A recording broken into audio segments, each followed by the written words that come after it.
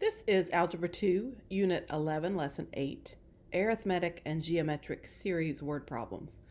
So we're going to use these formulas that we've had previously in the chapter. The only one that we haven't used so far is this S sub infinity formula, and it will be used in Lesson 9. And really in these word problems, we could have to use any of these formulas, and remember, you don't have to memorize them. Even on the SOL, they're going to be given to you. So in our first example, it says every day there are 2 more passengers on a train than the day before. If there were 30 passengers on July 1st, 2008, how many total passengers rode the train in July 2008? Now, the difference between this being a sequence and a series is that in a series, they're asking you to add all of the different terms together, and that's what they're asking you to do here. So that's why this is a series. And it tells you that there were 30 passengers on July 1st, and they're asking us to add together all of the passengers in July that rode the train. So if on July 1st, we had 30 passengers, and then we had 2 more passengers on the train than the day before each day. So if the first day was 30 passengers, then day 2 would be 32 passengers, day 3 would be 34 passengers, and then ... until we got to the 31st day. So this one is an arithmetic series. We're adding 2 to get to the next term. So our common difference here would be 2. And then in this series, I don't have the last term, but I do know how many days there are in the month. There are 31 days in July. So I know I am looking for S sub 31, where n is 31 days. Now, since I don't have A sub n, I could find A sub n using the old formula, or I could just use the summation formula that doesn't require A sub n. So here is the formula that I have all the information for. I'm going to plug into that formula, and then once I've plugged into the formula, I'm then going to go to Desmos to solve this. So plugging that information into Desmos, I had 31 over 2 times 2 times 30 plus 30 times 2. And so in there, I have to use regular parentheses. I can't use brackets, apparently. I didn't realize that. So in Desmos, I had 31 over 2 times 2 times 30 plus 30 times 2. And that gives me the answer of 1860. So S sub 31, sum of the number of passengers on the first 31 days, is 1,860 passengers. Number 2, an auditorium has 20 seats on the first row, 24 on the second row, 28 seats on the third row, and so on, and it has 30 rows of seats. How many seats are in the theater? Well, our first term is 20. We have 20 seats in the auditorium's first row. So they're asking me to find the sum of the seats in the first 30 rows. We know that the first term is 20.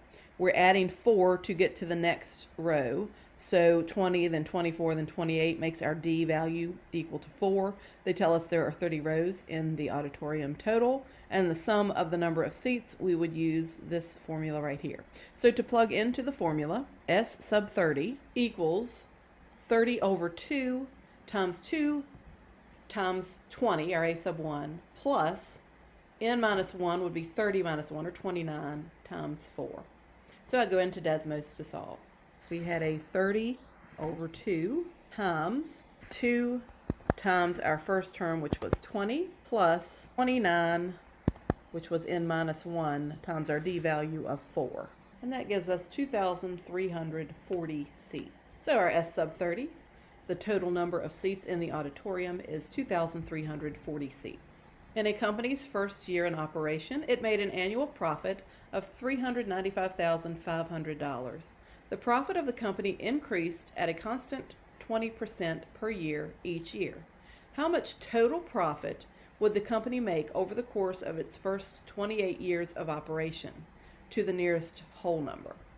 Okay, so for this one, the first year in operation, they made $395,500 profit. This problem is asking us to add the profit for the first 28 years of operation. So our n value here is going to be 28. Our A sub 1 is 395,500. And if they have a profit increase of 20% per year, wouldn't that mean that each consecutive year they're making 20% more than they made each year before that or prior to that. So we need to figure out our R value. So if 395,500 is our original profit, to get the next rate of increase or the next amount of profit for the next year, we're going to tag 20% more onto this 100%. So that means our R value is going to be 120% or a 1.2. So our R value is 1.2. So we're using the formula for geometric. This one is geometric. We're multiplying to get to the next term.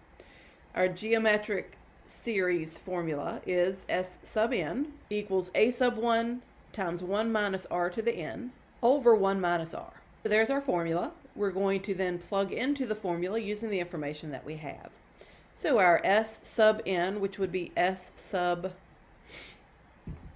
28, is equal to a sub 1. A sub 1 is the $395,500 times 1 minus r is 1.2 to the n power, which is 28, over 1 minus r.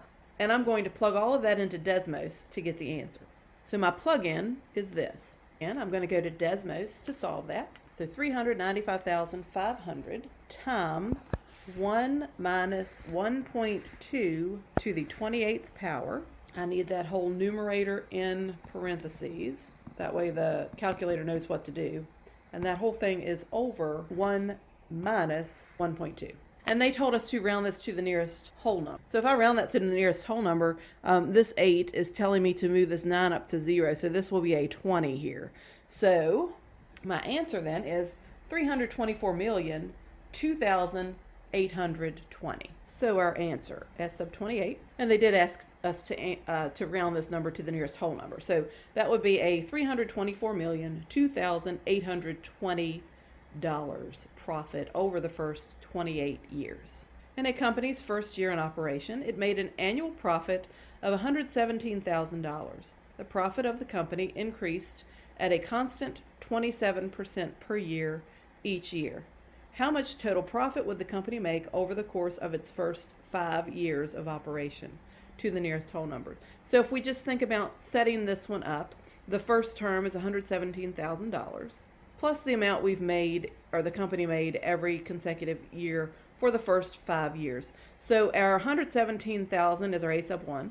Our N value is 5. If it's increasing a constant 27% per year, that means that each consecutive year will be 127% of what the previous year was. So our R value will be 1.27. And that 1.27 is 100% plus 27%, 127% increase per year, because we're increasing by the 20% extra each year.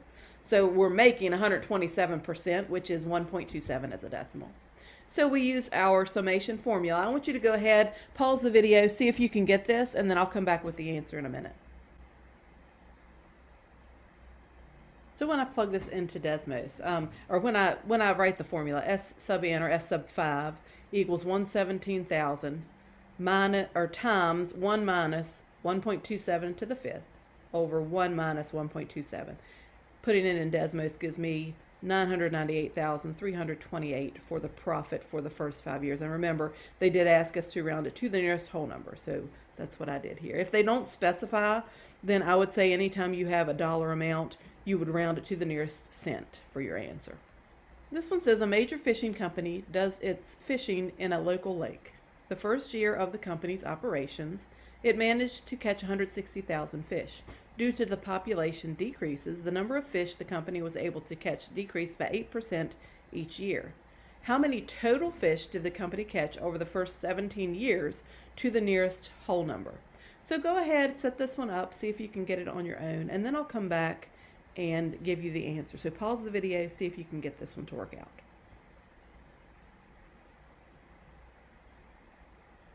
All right, so setting this one up, N is 17 because it's over the first 17 years that they're talking about. A sub 1 is 160,000 My R value is 0.92.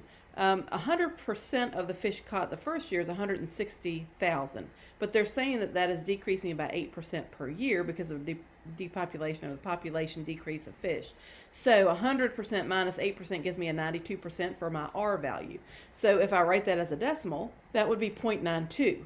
So then if I plug it into the formula, I've got S sub 17 equals 160,000 times 1 minus 0.92 to the 17th power, our n, over 1 minus 0.92. When I plug that into Desmos, I get 1,515,355, and it was 0.75. So if they tell us to round this to the nearest whole number, wouldn't it be 1,515,356 fish?